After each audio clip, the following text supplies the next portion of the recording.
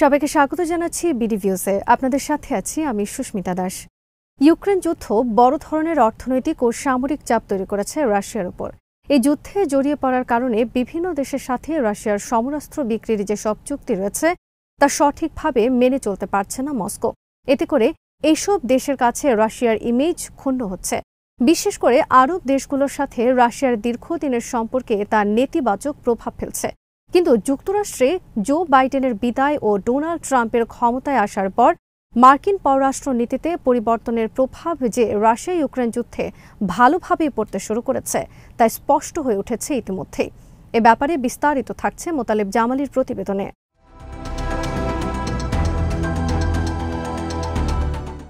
President Trump চাইছেন রাশিয়ার দখল করা ভূখণ্ড ফেরত পাওয়ার আশা ছেড়ে দিয়ে শান্তি চুক্তি করতে হবে ইউক্রেনকে।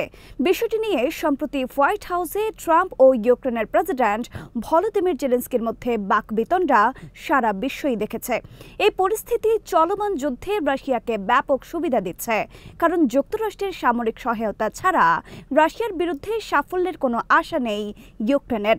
রাশিয়ার এই সুবিধাজনক অবস্থানে মধ্যপ্রাচ্যের দেশগুলো আবার মস্কোর ওপর আস্থা ফিরে পাবে বলে ধারণা করা হচ্ছে।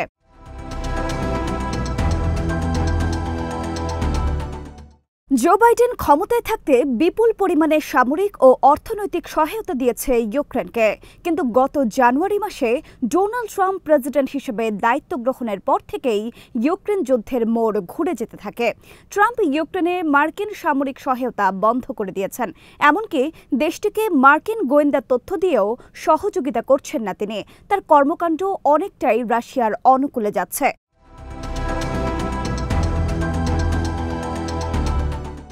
ডোনাল্ড ট্রাম্প কেবল রাশিয়াকে ভূখণ্ড ছেড়ে দেওয়াই নয়, ইউক্রেনের খনিজ সম্পদ দিয়ে যুক্তরাষ্ট্রের সাথে চুক্তি করার জন্য প্রবল চাপ সৃষ্টি করেছেন ইউক্রেনের প্রেসিডেন্ট ভলোদিমির জেলেনস্কির ওপর।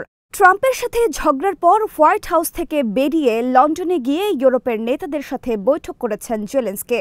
সেখানে ইউরোপের নেতারা রাশিয়ার সাথে যুদ্ধে ইউক্রেনকে সহযোগিতা করার প্রতিশ্রুতি দিয়েছেন, কিন্তু এতে আস্থা রাখতে পারছেন না জেলেনস্কি। তাই শেষ পর্যন্ত তিনি ট্রাম্পের কাছে নতি স্বীকার করে তার শর্ত মেনেই রাশিয়ার সাথে শান্তি চুক্তি ও যুক্তরাষ্ট্রের হাতে ইউক্রেনের খনিজ সম্পদ তুলে দেওয়ার চুক্তি করতে যাচ্ছেন। গত 4 মার্চ জেলেনস্কি বলেছেন তিনি আলোচনার টেবিলে ফিরে আসতে প্রস্তুত এবং তার টিম ও তিনি প্রেসিডেন্ট ট্রাম্পের বলিষ্ঠ নেতৃত্বে স্থায়ী শান্তি প্রতিষ্ঠায় কাজ করবেন।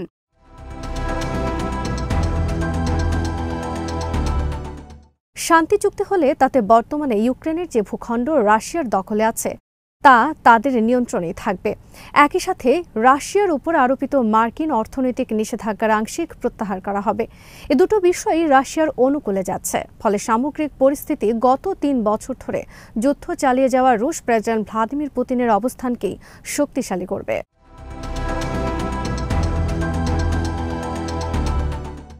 গুরুত্বপূর্ণ প্রশ্ন হচ্ছে, রাশিয়ার স্বার্থ রক্ষা করে ইউক্রেন যুদ্ধের সমাপ্তি টানার এই উদ্যোগ আরব বিশ্বে মস্কোর ইমেজের ওপর কী ধরনের প্রভাব ফেলবে। 1 দশক আগে সিরিয়ার গৃহযুদ্ধে প্রেসিডেন্ট বাশার আল আসাদকে ক্ষমতায় টিকিয়ে রাখতে তার বিরোধীদের দমনে সরাসরি সামরিক হস্তক্ষেপ করেছিল রাশিয়া। সে সময়ে সিরিয়ার মোট ভূখণ্ডের মাত্র 20% বাশার আল আসাদের অনুগত সেনাদের নিয়ন্ত্রণে ছিল।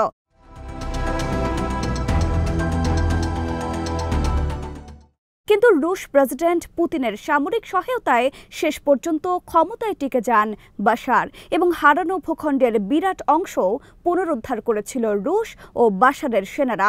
সে সময় এই ধরনের ভূমিকা পালন করে আরব দেশগুলো ও অবশিষ্ট বিশ্বকে শক্তিশালী বার্তা দিতে সক্ষম হয়েছিলেন প্রেসিডেন্ট পুতিন। তিনি প্রমাণ করেছিলেন যে রাশিয়া একটি বিশ্ব খেলোয়াড় এবং তারা যুক্তরাষ্ট্রকে চ্যালেঞ্জ জানানোর ক্ষমতা রাখে। যুক্তরাষ্ট্র 2003 সালে ইরাকে আগ্রাসনের মাধ্যমে এই বার্তা দিতে চেয়েছিল যে তারাই মধ্যপ্রাচ্যের সবকিছু নিয়ন্ত্রণ করবে, অন্য কোনো দেশের এর কিছু বলার থাকবে না। কিন্তু সিরিয়ায় যুক্তরাষ্ট্রকে চ্যালেঞ্জ জানিয়ে প্রেসিডেন্ট পুতিন স্পষ্ট করে দিয়েছিলেন যে তারা ইচ্ছা করলেই মধ্যপ্রাচ্যে যা খুশি তাই করতে পারবে না।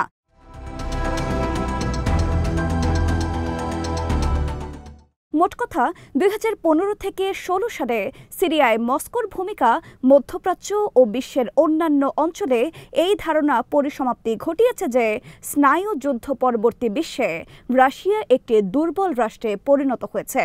আন্তর্জাতিক ভূ রাজনীতিতে তাদের কোনো কিছুই আর করার নেই এবং যুক্তরাষ্ট্রের আধিপত্য মেনে নিয়েই চলতে হবে মস্কোকে।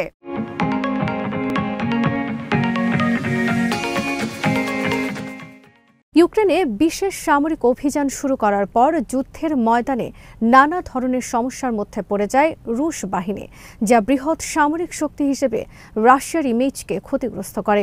অপেক্ষাকৃত দুর্বল সামরিক শক্তির ইউক্রেনের বিরুদ্ধে যুদ্ধ শুরু করে গত 3 বছরেও চূড়ান্ত বিজয় অর্জন করতে ব্যর্থতা রাশিয়ার সামরিক সক্ষমতা নিয়ে সন্দেহের ছায়া ফেলে আরব দেশগুলোর মধ্যে।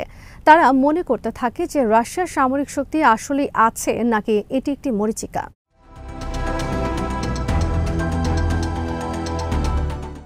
কোনো আরব দেশই রাশিয়ার সাথে সম্পর্কের দরজা স্থায়ীভাবে বন্ধ করেনি। তবে ইউক্রেন যুদ্ধে রাশিয়ার হামাগুড়ি দিয়ে চলার কারণে মধ্যপ্রাচ্যের দেশগুলো রাশিয়ার সাথে সমরাস্ত্র বা নিরাপত্তা চুক্তি করার আগ্রহ দেখায়নি গত 3 বছরে। ইউক্রেন যুদ্ধ কার্যত আন্তর্জাতিক পরিমণ্ডলে রাশিয়ার ইমেজের জন্য একটি বড় ধরনের পরীক্ষা হয়ে দাঁড়িয়েছিল।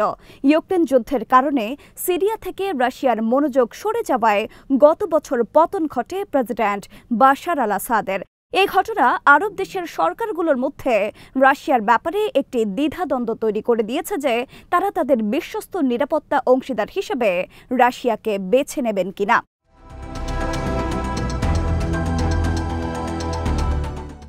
এখন প্রেসিডেন্ট পুতিন ও তার সহযোগীরা তাদের অনুকূলে থাকা একটি চুক্তির মাধ্যমে ইউক্রেন যুদ্ধের অবসান ঘটিয়ে আবারও মধ্যপ্রাচ্যের দিকে অধিকতর মনোযোগ দেন, তাহলে আরব দেশগুলোরও নতুন করে ভাবার ক্ষেত্র তৈরি হবে। তারা হয়তো তখন মস্কোর সাথে আবারও জোরদার সম্পর্ক তৈরি করার কথা বিবেচনা করবে।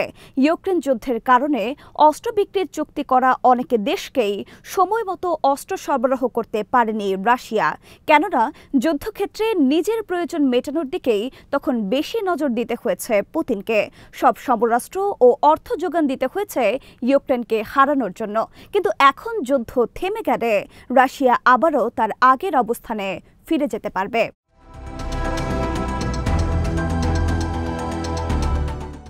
ইউক্রেন যুদ্ধ শুরু হওয়ার পর আলজেরিয়া প্রথম আরব দেশ হিসেবে আলজেরিয়া সম্প্রতি রাশিয়ার কাছ থেকে সুখোই 57 স্টিলথ যুদ্ধ বিমান কেনার চুক্তি করেছে।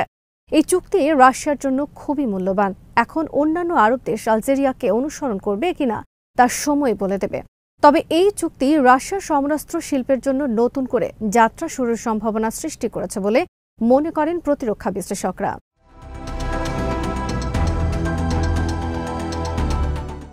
ইউক্রেন যুদ্ধ বন্ধে শান্তি চুক্তি হলে যুক্তরাষ্ট্র কিছু নিষেধাজ্ঞা প্রত্যাহার করলে তা রাশিয়ার প্রতিরক্ষা শিল্পের জন্য সুখবর বয়ে আনতে পারে। তবে বাশার আল আসাদ সরকারের পতনের ঘটনা আরব দেশগুলোর জন্য মিত্র হিসেবে রাশিয়ার ওপর নির্ভরতার ক্ষেত্রে সহসাই কোনো ইতিবাচক সিদ্ধান্ত নিতে পারবে কিনা সেই ব্যাপারে এখনও সন্দিহান অনেক বিশ্লেষক।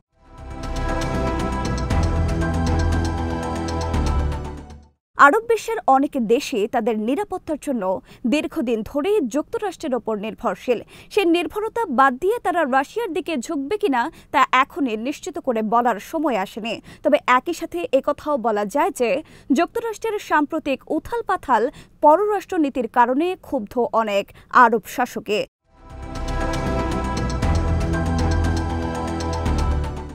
ডোনাল্ড ট্রাম্পের গাজা উপত্যকা ফিলিস্তিনি শূন্য করার পরিকল্পনায় নিজেদের ভবিষ্যৎ এবং দেশ নিয়েও আতঙ্কিত অনেক আরব শাসক। কারণ এই ধরনের পরিকল্পনা বাস্তবায়িত হলে পুরো মধ্যপ্রাচ্যেই মারাত্মক বিশৃঙ্খলা ও অস্থিতিশীলতা তৈরি হবে, যা এই অঞ্চলের কোনো দেশই চায় না। কিন্তু নির্ভরযোগ্য কোনো বিকল্প না থাকার কারণেই তারা বাধ্য হয়ে যুক্তরাষ্ট্রের ওপর নির্ভরশীল থাকছে।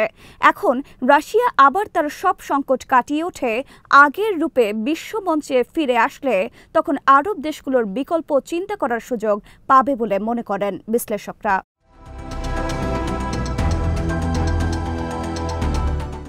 আজ এখানেই শেষ করছি। সবাই ভালো থাকুন, সুস্থ থাকুন আর দেখতে থাকুন বিডি ভিউজ। চ্যানেলটি ভালো লাগলে সাবস্ক্রাইব করুন, সংযুক্ত থাকুন আমাদের ফেসবুক পেজে।